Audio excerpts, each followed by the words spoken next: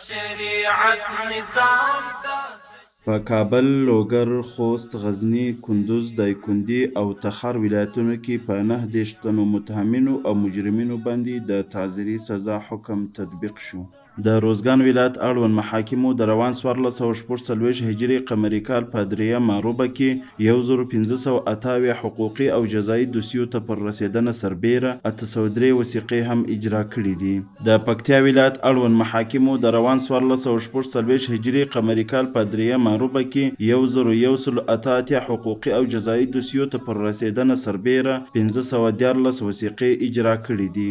د خوست ولایت اړوند محاکمو د روان 1446 هجري قمري کال په 3 ماروبه کې 1222 حقوقي او جزایي دوسیو ته پر رسیدنه سربیره 815 وثیقې اجرا کړي دي.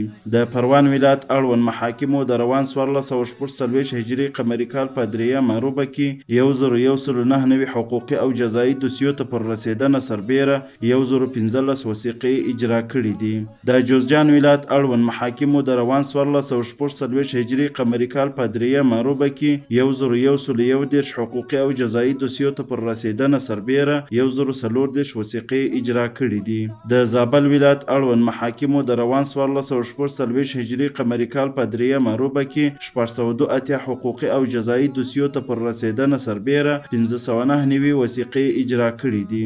د سمنګان ولایت اړوند محاکمو د روان 1446 هجري قمري کال په 3 ماروبه کې 902 حقوقي او جزایي دوسیو ته پر رسیدنه سربیره 840 وثیقې اجرا کړي دي.